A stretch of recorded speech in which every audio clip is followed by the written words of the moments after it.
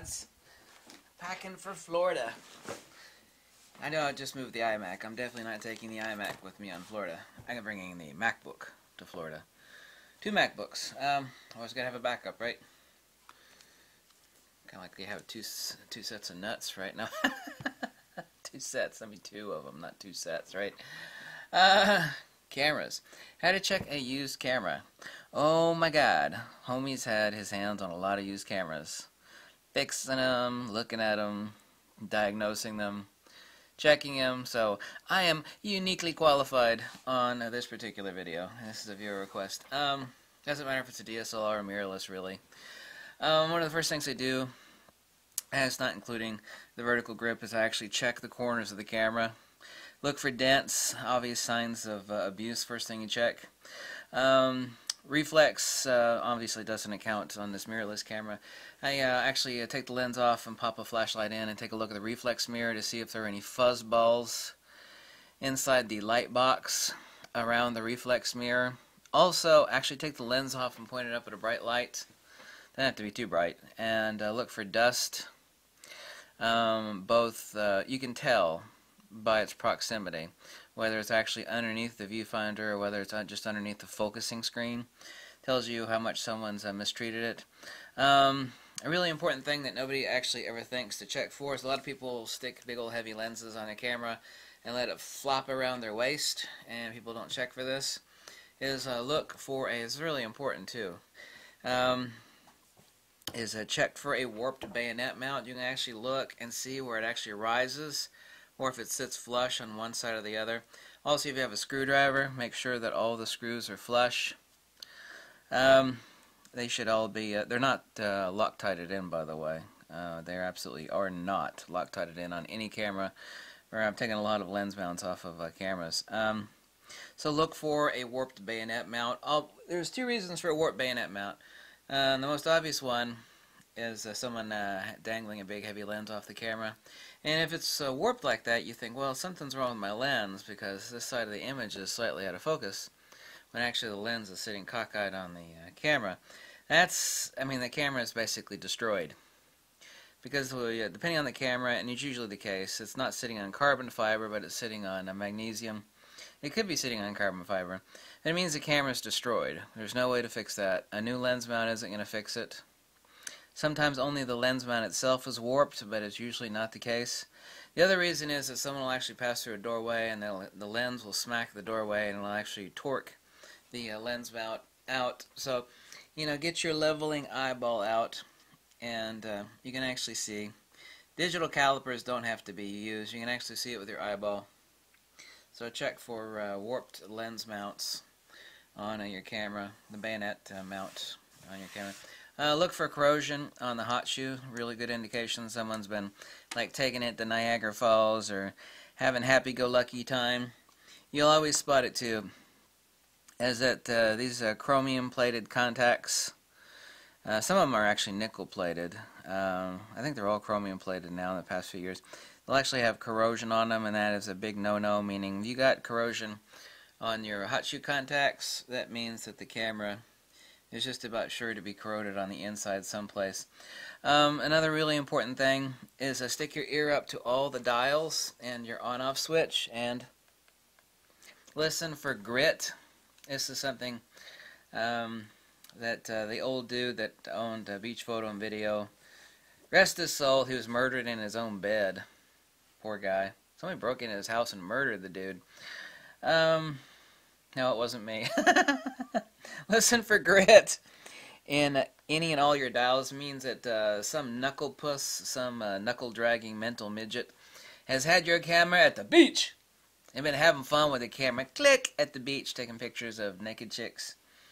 So if you got grit in your dials, also tells you, sands. Yeah, sand. Check the shutter count. That kind of goes without saying. Mount the lens and check for proper focus and autofocus speed. It should be normal. Take the battery out of the main camera and also the vertical grip if there is one, and look for corrosion on the contacts. Check the SD cards. Make sure that both SD cards are writing correctly. Yeah, look for crud underneath rocker dials, like on a Nikon especially.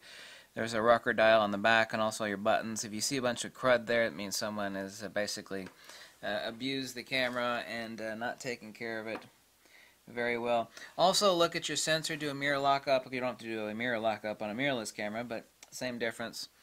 And inspect your mirror for crud bunnies or scratches. You got scratches or some sort of funk going on there that can't be removed with a sensor cleaning kit. That means that some half-ass astronaut has tried to clean the sensor with grandma's Brillo pad or something like that. You wouldn't believe the stupid shit people stick in their cameras. The worst thing that people use typically is, it's kind of okay to use a cotton Q-tip, but not really. What they'll use is synthetic Q-tips. See, cotton is good. You think like, well, this is nylon, it's soft. Here's the really, really important stuff when it comes to lenses and sensors. Okay, well, this feels really soft. Ooh, so soft. It's totally synthetic. At the molecular nano level, this stuff is sandpaper to both glass, AR coatings, and the AR pass filter or the cover glass of your sensor. What is not an issue is cotton. So anytime you're going to get some Q-tips, go to the store, get some Q-tips. All the dollar store Q-tips are cotton as far as I recall, but there's a lot of Q-tips out there, including expensive ones that are polyester fill, and you know, they're very soft and they're expensive, but that stuff is technically at the level of glass and coatings, very, very rough. It's like sandpaper, whereas cotton is not. So that was a little side note there. Yeah, SD card, battery contacts. You look for crud under the rocker dial. Yeah, lock the mirror up and look for scratches or damage on the sensor, like I said. The important thing, too, also whip out a white screen or shoot a white wall, but expose it for about 18% gray, which is like, you know, the light gray color of this table here. And then blow the image up and take a look, preferably on your computer. You can do it on the back of your camera. Look for dead pixels, like too many of them, and specifically look for spots and scratches. Clean the sensor. You should know how to clean your sensor. This is my sensor cleaning kit that I take with me for travel everywhere, which I almost forgot to pack for this damn trip. So, shoot something white and flat, kind of like my butt, and expose it to make it come out gray. That way you can see the spots and stuff on your sensor. Make sure. Here's the one sniff test that actually is valid, is sniff your camera. Why do you want to sniff your camera? Oh, it smells like Japan. A sniff for cigarette smoke. You know, you don't want to buy cameras from cigarette smokers. And that crap penetrates everything. And it's tar. And try getting tar off of your sensor. There's some infamous cameras or some stories where people bought it off of a heavy smoker, and it's like, I can't get my sensor clean. I've cleaned it like 50 times. It's like, is it heavy? Does it smell like cigarette smoke? Yeah, it does smell like a Marlboro. He's like, yeah, that camera belonged to a smoker, and tar has permeated everything and gotten even onto the cover glass of the sensor. So sniff your camera for cigarette smoke. If you have an older camera that has compact flash cards, look for bent CF pins, which is extremely common. People like, they'll stick a card slightly and they go wham! Pound it home and they'll bend the pin. Once you bent a pin, you're pretty much fucked. Bad news. Don't buy a camera in that case. Rip off some shutters. You know, let the shutter rip some and listen for oddball noises.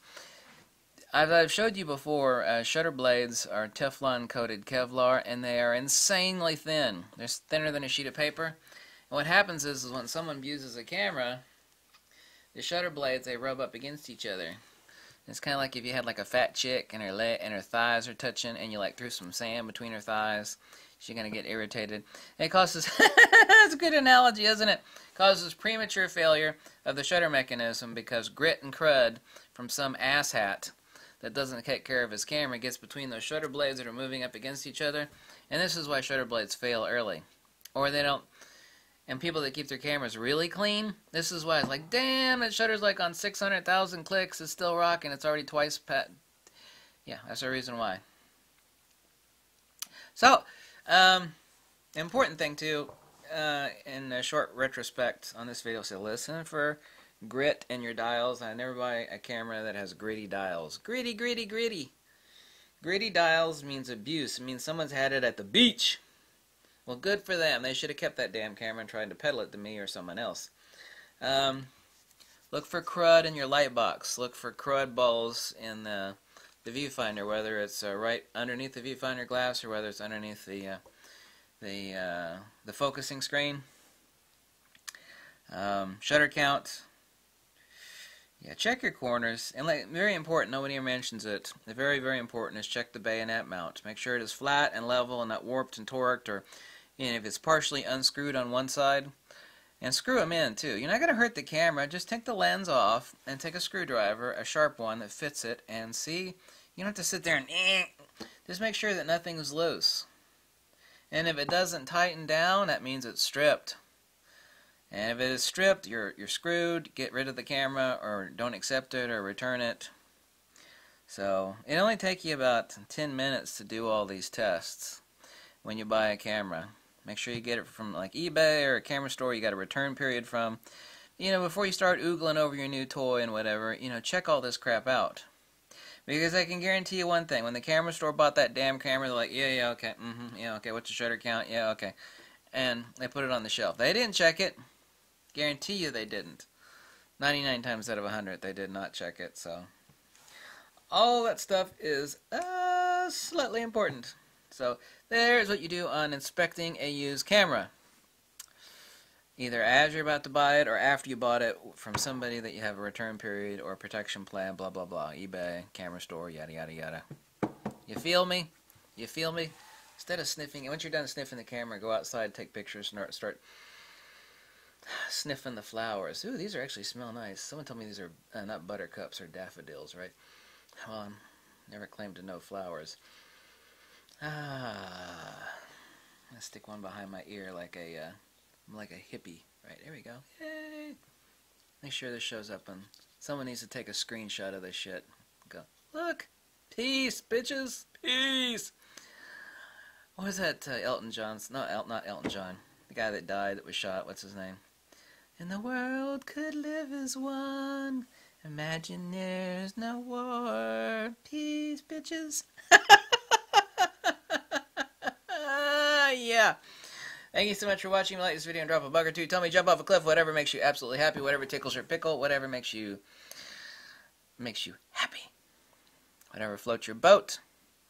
Thank you so much for watching.